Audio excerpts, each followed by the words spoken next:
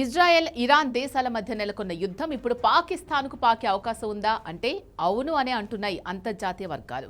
యుద్ధం 6వ రోజు కూడా తీవ్రంగా జరగడం, ఇరాన్ ఎక్కడా తగ్గకపోవడంతో పరిస్థితి క్రమంగా ఆందోళన కలిగిస్తోంది. సూసైడ్ డ్రోన్లతో ఇరాన్ పెద్ద ఎత్తున పోరాటం చేస్తోంది.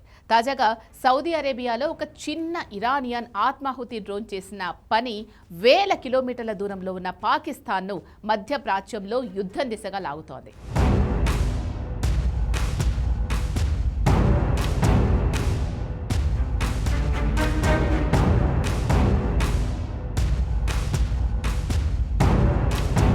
దీంతో 2025 సెప్టెంబర్లో సౌదీ అరేబియాతో కుదుర్చుకున్న ఒప్పందం ప్రకారం పాకిస్తాన్ సానుకూలంగా స్పందిస్తుందా లేదా అనే ప్రశ్నలు ఆసక్తికరంగా మారుతున్నాయి. సౌదీతో ఉన్న వ్యూహాత్మక పరస్పర రక్షణ ఒప్పందం, ఉమ్మడి సమన్వయంతో కూడిన దాడులకు పాక్ అంగీకరిస్తుందా లేదా అనేది ఇప్పుడు $1 మిలియన్ ప్రశ్నగా మారింది. సౌదీ అరేబియాపై దాడికి వ్యతిరేకంగా పాకిస్తాన్ విదేశాంగ మంత్రి ఇషాక్ దార్ చేసిన కామెంట్స్ ఇప్పుడు ఆసక్తిని పెంచుతున్నాయి.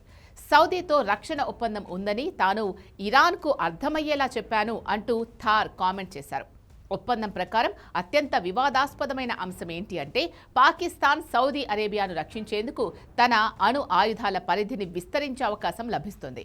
ఆర్థిక సమస్యలతో ఉన్న పాక్ అత్యంత ధనిక దేశమైన సౌదీతో అణు ఒప్పందం చేసుకోవడం ఆశ్చర్యపరిచే అంశం. యుద్ధంలో సౌదీ వచ్చే అవకాశం లేదని పాకిస్తాన్ భావించి ఒప్పందం చేసుకుంది. తీరా యుద్ధం మొదలైన తర్వాత సీన్ మారిపోయింది. సౌదీ టార్గెట్గా ఇరాన్ దాడులు మరింత తీవ్రతరం చేసింది. 2025 సెప్టెంబర్లో దోహా, ఖతార్లపై ఇజ్రాయెల్ వైమానిక దాడులు ప్రారంభించిన తర్వాత గల్ఫ్ను సురక్షితంగా ఉంచడంలో అమెరికా సామర్థ్యంపై అనుమానాలు వ్యక్తం చేసింది సౌదీ. ఈ క్రమంలోనే తమ రక్షణ భాగస్వాములను వెతికే ప్రయత్నం చేసింది. ఒప్పందం ప్రకారం సౌదీ కోసం పాక్ ఇరాన్పై యుద్ధం చేయాల్సిన పరిస్థితి ఏర్పడింది. అయితే విశ్లేషకులు మాత్రం పాకిస్తాన్ మధ్యప్రాచ్యంలో యుద్ధంలో చేరకపోవడం మంచిదని భావిస్తున్నారు.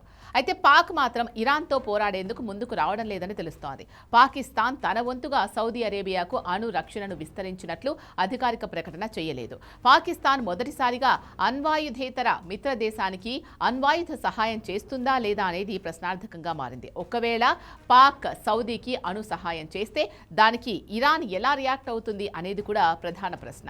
ఇక అమెరికా ఎంతవరకు దీనిని అంగీకరిస్తుంది అనేది కూడా ఆసక్తిగా మారింది. ఇదే టైంలో పాకిస్తాన్ యుద్ధానికి దిగితే ఆర్థికంగా నష్టపోయే అవకాశాలు తీవ్రంగా ఉన్నాయి.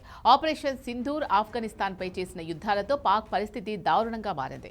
ఇప్పుడు ఇరాన్తో యుద్ధంలో పాక్ దిగితే మరింత వరస్ట్గా పాక్ పరిస్థితి మారే అవకాశం ఉంది. ఒక పక్క ఆఫ్ఘన్ కూడా పాక్పై యుద్ధం చేస్తోంది. తాలిబాన్ ప్రభుత్వం పాకిస్తాన్కు చుక్కలు చూపిస్తుంది. సరిహద్దులో పెద్ద ఎత్తున పాక్ సైనికులపై దాడులు చేస్తున్న పరిస్థితి ఉంది. అటు బలూచిస్తాన్ కూడా పాక్పై దాడులు చేసే ప్రయత్నం చేస్తోంది.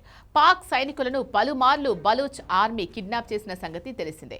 ఇలా అనేక సమస్యలతో పాక్ ఇబ్బంది పడుతున్న వాతావరణం చూస్తున్నాం. ఇలాంటి టైంలో ఇరాన్పై యుద్ధానికి దిగితే తట్టుకునే శక్తి పాకిస్తాన్కు ఉండదు.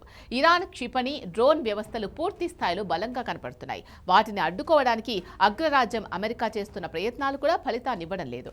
పాక్ ఎంటర్ అయితే మాత్రం సరిహద్దుల్లో పాక్ తట్టుకొని నిలబడే శక్తివంతంగా లేదు అనే మాట వినపడుతోంది.